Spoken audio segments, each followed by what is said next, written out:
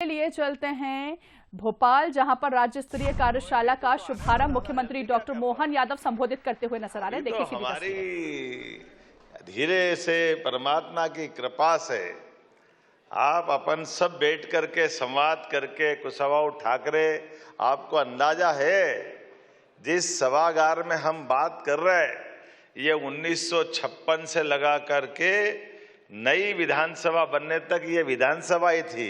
हम तो मौका दे रहे हैं आने वाले समय में आप नई विधानसभा तक पहुंचो, ये उसकी शुरुआत, उसकी परंपरा।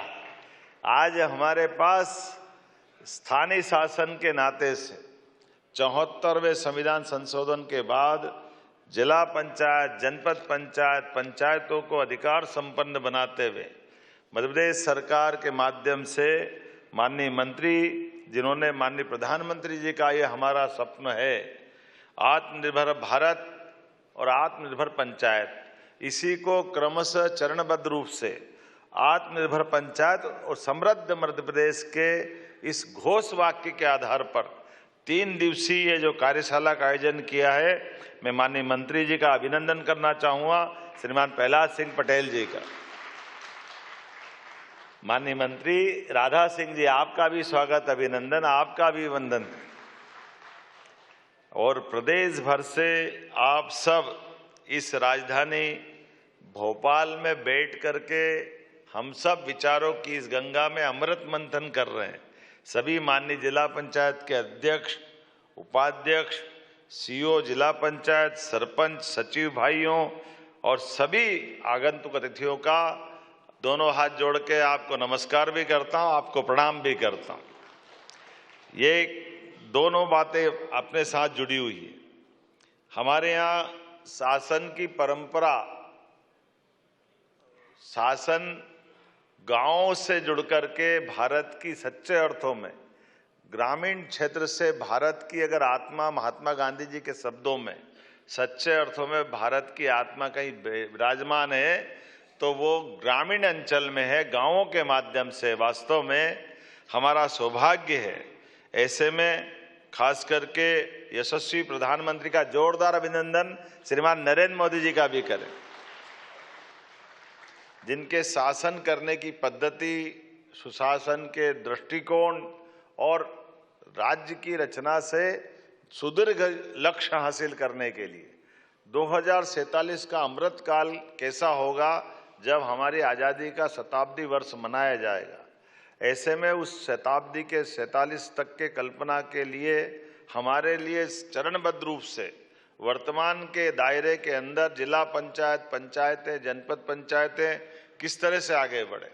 आदिकाल से हमारे यहाँ ऑटोनॉमी समाज में रही है, तो सुशासन की उस स्वशासी व्यवस्थाओं में पंचायतों को अधिकार संपन्न बना करके हमारी ग्रामीण अर्थव्यवस्था से लगा करके विकास के सारे पैमानों में ये चुनी हुई इकाइयां अपना सशक्त रोल कैसे अदा करें, इनके लिए कठिनाइयां क्या है, ये जो हमारी चर्चा के सत्र है, मैं केवल इतना ही बोलना चाहूँगा। मुझे मालूम नहीं है वो पद्धति हुई कि नहीं हुई, लेकिन मैं अंदाज लगा सकता हूँ हमारी ये 3 दिन की कार्यशाला भी अगर हुई है तो कार्यशाला के लिए हमारे मंत्रालय में माननीय मंत्री और अधिकारियों ने विचार किया कि बुला करके विचार होना चाहिए। तो गए साल भी हुआ था और इस साल भी हुआ।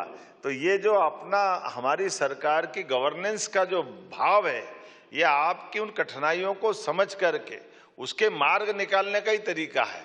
तो ये प्यासा कुएं के पास नहीं आया है, कुआं प्यासे के पास आया हो। इसलिए इस बात को समझे, इस बात के लिए आनंद करें कि आपके भाव को समझ करके मंत्रालय ने आपको आमंत्रित किया।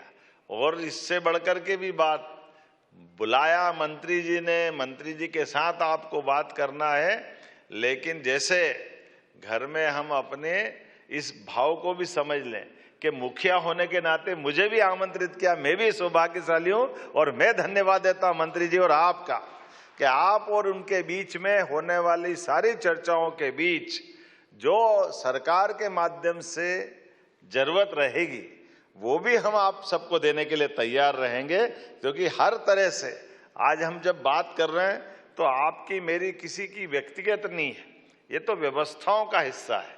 आज हम मुख्यमंत्री हैं, आप मंत्री हैं, कोई जिला पंचायत अध्यक्ष है, कोई उपाध्यक्ष है, तो ये दायित्वों के आधार पर विभाग के अंदर के काम करने की रचना में, मैं तो मजाक कर रहा था अभी, हमारे जलगंगा संरक्षण अभियान के पुरस्कार जिन जिन को मिले, जोरदार बधाई आप सबको, जिनके माध्यम से जलगंगा संरक्षण अभियान हमने गत वर्ष प्रारंभ किया और जलगंगा संरक्षण अभियान के आधार पर आपने पेवल पोर्टल में दर्ज किया और दर्ज करने के आधार पर खंडवा सहित जिन जिन ने भूमिका अदा की, तो वाकई आपको बधाई।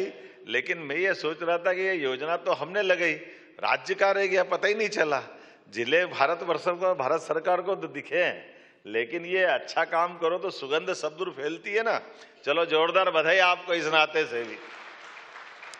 हमारे तालाब, पोखर, उद्गम, बावड़ी, कुएं, ये सारे जल रचनाओं की रचनाएं तो हमारे यहाँ प्रारंभ से थी, लेकिन इसको कर्मकांड की तरह न लेते हुए 3 महीने तक सतत अभियान चलाना और सुदूर अच्छी प्लानिंग करना, उसमें आप सबने प्रयास किया। हमारे राज्य के लिए ये सौभाग्य की बात है कि इसका पहला पुरस्कार और कई पुरस्कार राज्य को मिले। वैसे तो बूंद बूंद का जल का अपना सबका जीवन से संबंध आता है और ऐसे में प्राकृतिक जल स्रोत के लिए अपने चिंता कर रहे हैं, ये बड़ी बात है। मेरी अपनी ओर से पुनः बधाई, क्योंकि हमारे लिए खाने पीने की व्यवस्थाओं के साथ जल से जो संबंध आता है, ये इसी प्रकार से है कि हम प्रतिदिन अगर स्नान भी कर रहे हैं तो क्यों कर रहे हैं। हम में से इस जिज्ञासा का समाधान के लिए उत्तर खोजने जाएंगे तो हमको अपने आप से कई सारे प्रश्न मिलेंगे।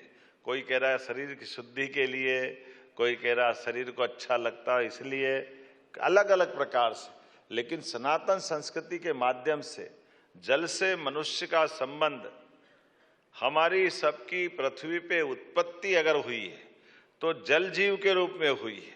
तो हमारे एक तरह से इस लौकिक जगत के हमारे माता पिता की भूमिका से भी पहले भूमिका प्राण के रूप में आत्मा अगर आई है तो जल से आई है।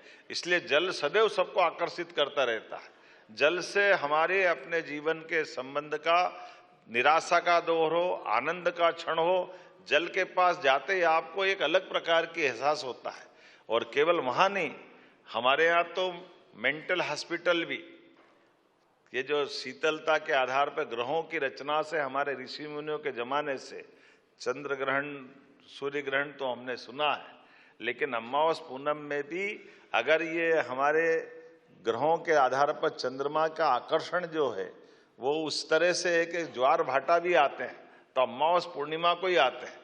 और मेंटली हॉस्पिटल वाले भी अपने यहाँ ज़्यादा मरीज आने की संभावना मानते हैं, तो इन तिथियों के आधार पर ही मानते हैं। क्योंकि जो जल की रचना में अगर केवल वहाँ नहीं, एक वेद वाक्य जत पिंडे तत ब्रह्मांडे, जैसा पिंड है वैसे ही ब्रह्मांड है। और पिंड की पंच तत्वों से बनी हुई रचना में 70% जल है। तो जल का होने से हमारे अंदर का जल का प्रेशर, जब शीतलता के आधार पर समुद्र में ज्वार भाटे उठते हैं तो इस शरीर का जल भी तो ऊपर खींचते हैं।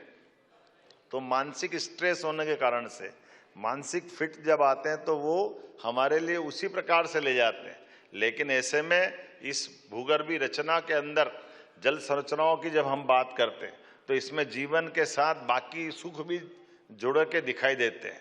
ऐसे में आज सबको पुरस्कार मिले, मैं आपको बधाई देता हूं। और वापस नए लक्ष्य की तरफ बढ़ना है, इसको कर्मकांड की तरफ नहीं लेना है। दोबारा फिर जलगंगा संरक्षण अभियान की आप अच्छे से प्लान करें और अच्छे से बढ़ाएं। कितनी सुंदर सुंदर बावड़ी मिल रही है, कितने अच्छे जल स्रोत मिल रहे हैं। और आज नई तकनीक के बलबूते पर आप नए तालाब भी बना रहे हैं तो योजनाबद्ध तरीके से बना रहे हैं कि जल का संचय ज़्यादा कैसे हो जाएगा। और उसके माध्यम से न केवल भूगर्भीय जल भंडारण बढ़ेगा बल्कि मत्स्य पालन से लेकर के बाकी सब चीज़ों में भी विचार कर रहे हैं। एक बगिया माँ के नाम से लेकर कई प्रयोग हुए हैं, इसकी भी बधाई देना हो। और जैसा कि माननीय मंत्री जी ने कहा है कि हमने कहा कि पंचायत के माध्यम से कई सारी जो मूलभूत चीज़ें हैं उन मूलभूत चीज़ों पे जरूर ध्यान देना चाहिए। मुझे तो इस बात का आनंद है कि जब हमने अपनी तरफ से सरकार के माध्यम से सरपंचों को 25 लाख तक का खर्च करने का अधिकार दिया है, तो ये भी तो अच्छी बात हुई कि नहीं हुई। हमारे अपने लिए जोरदार ताली वाली बजा करके पंचायतों के सरपंचों को 25 लाख का ये जो अधिकार देने का मतलब ये शुरुआत है, और भी बहुत सारी बातें होगी। लेकिन जब मैं अभी माननीय मंत्री जी से बात कर रहा था तो आपने कहा कि ये उपाध्यक्ष हो जिला पंचायत के या जनपद के, ये शिक्षा समिति के अध्यक्ष तो है, लेकिन ये स्कूल में जाते तो कोई इसका जाना न जाना कोई महत्व नहीं रहता है। तो हमने कहा इसमें क्या बड़ी बात है, तो आज से दे देते, घोषणा कर देते कि हमारे जिले के उपाध्यक्ष और जनपद के उपाध्यक्ष जब जाएंगे तो उनका निरीक्षण न केवल लिपिबद्ध होगा बल्कि वो सार्थक भी होगा। ये अधिकार संपन्न कराते हैं, उनको ये अधिकार देंगे ताकि इसके माध्यम से उस शिक्षा संस्थान में वो कोई कमी देखते हैं, किसी बात की तरफ रेखांकित करते हैं, तो जिला कलेक्टर, जनपद पंचायत, जिला पंचायत गंभीरता से लेकर के उनके दौरों को सार्थक बनाएंगे। और भविष्य में हम और क्या कर सकते हैं, जब हम सांदीपनि विद्यालय इतने बढ़िया बना रहे हैं, आप बताइए इतने अच्छे विद्यालय कहीं देश भर में है क्या?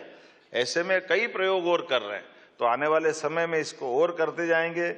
आज तो मैं केवल अपने बीच में से आज शुरुआत करने के लिए आया हूँ, लेकिन उम्मीद कर रहा हूँ जब अगली बार और आऊँगा तो और बाकी बच्चे कामों पे भी हम कायम करेंगे। लेकिन मनरेगा, आजीविका मिशन, सामाजिक ऑडिट, डिजिटल मॉनिटरिंग, स्वनिधि समृद्धि योजना, वाटर सेट क्रियान्वयन, स्वच्छ पेयजल, स्वच्छ ग्राम, बहुत सारी चीज़ों का यहाँ प्रशिक्षण भी हो रहा होगा। इन पे विस्तार से बात भी होगी। मैं उम्मीद करूँगा हमारे माध्यम से, चूंकि जब ये हमने उद्योग रोजगार वर्ष घोषित किया है तो कुटीर ग्रामोद्योग के माध्यम से भी ग्राम पंचायतें अपने बड़े पैमाने पे रोजगार के मौके ढूंढे। नदी जोड़ो अभियान के माध्यम से जब हमने हर खेत तक पानी पहुंचाने की बात कही, और ये प्रयोग भी अपने देश में पहला ही है जब हम अपने पंचायतों के लिए पीने के पानी के प्रबंधन में भी ये भी अधिकार दे रहे हैं ताकि वो मेंटेनेंस का काम और ये जो दोनों प्रबंधन है, मुझे लगता है इसका प्रशिक्षण भी कार्यशाला के माध्यम से होगा। तो जब हमने हर घर जल की बात कही है तो गांव के अंदर भी हर घर तक पानी पहुंचाने का ये संकल्प यद्यपि बड़ा है, लेकिन आप, मुझे पूरा भरोसा है इसमें भी सार्थक भूमिका अदा करेंगे। अब कई पंचायतों में तो सुव्यवस्थित विकास का भी संकल्प लेके बढ़े। सच विदिशा से शुरुआत हो रही है कि पंचायतें अपने गांव के अंदर भी विकास के मामले में अपना खुद का भी मास्टर प्लान बना के आगे चलेगी। निवेश की या निवास की दोनों व्यवस्थाओं को लेकर अच्छा प्लान करे। सरकार जो आप अच्छा सोचोगे सब आपके साथ चलने को तैयार है, और उम्मीद करेंगे आज के इस खास करके शुरुआती सत्र में आपके सभी प्रकार के सत्रों की अच्छे से पूर्ति करते हुए मैं एक बार फिर इस अच्छे अभियान के लिए बधाई देना चाहता हूं, और उम्मीद करता हूं कि एक बड़ा अभियान आपके साथ जुड़ा है। जब हम सौर ऊर्जा बहुत बड़ा, मैं वही बता रहा हूं कि एक बड़ा अभियान कि हमारे यहाँ सोलर पंप को लेकर के पूरे देश में ये अनूठी योजना बनी। हर किसान को लेकर के 3 हार्स पावर और 5 हार्स पावर की, ये अभी तक 40% राशि देना पड़ती थी किसानों को। अब हमने इसमें प्लान बनाया कि 3 हार्स पावर का कनेक्शन किसी का है और वो सोलर की 5 हार्स पावर की योजना भी ले लेगा, तो 5 हार्स पावर तक केवल उसका 10% राशि देना पड़ेगी। 90% उसको ग्रांट के नाते या अनुदान के नाते से देंगे, सरकार वो देने वाली। लेकिन आपको बिजली के बिल से छुट्टी कराएंगे और उसके बजाय आपके घर में बिजली किसानों को खुद को होगी, ताकि वो अपने काम के लिए भी उस बिजली का उपयोग करे और बिजली के माध्यम से वो खेती किसानी अच्छे से अच्छा कर सके। तो ये बड़ी योजना है सोलर की, जिसके माध्यम से आप सब उस पर जुड़ के काम करेंगे। पेयजल के लिए भी उसी प्रकार से पंचायतें सोलर का उपयोग करते हुए बिजली के बिल से भी छुट्टी पा सकेगी। ऐसे कई सारे काम अपनी सरकार के माध्यम से हो रहे हैं।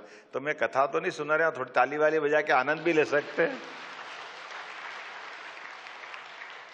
हमारे बीच में से कभी कभी हम भूल ही जाते कि करने क्या है। इतनी गंभीरता से डूब ही गए।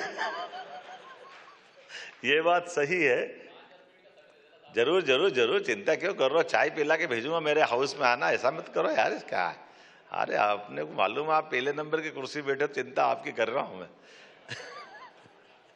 क्या है, बहुत अच्छा रहता है, सारे संवाद होना चाहिए। खीर अगर बन रही है और खीर में दाग चारोली नहीं डले तो मजा ही नहीं आता है। तो ऐसा कोई डालने वाला आए तो उसका आनंद अलग दिख जाता है कि इसका टेस्ट अलग है। तो मैं आपके टेस्ट के साथ इंटरेस्ट से बात करके जा रहा हूं। मेरी अपनी ओर से बधाई, बहुत बहुत धन्यवाद। हार्दिक धन्यवाद माननीय मुख्यमंत्री महोदय।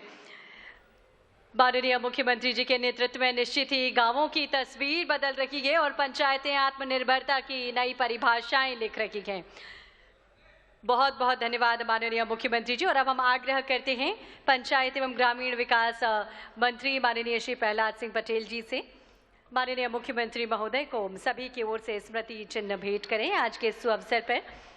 और निश्चित ही माननीय स्मृति चिन्ह भेंट कर अपनी भावनाएं व्यक्त की जा रही हैं।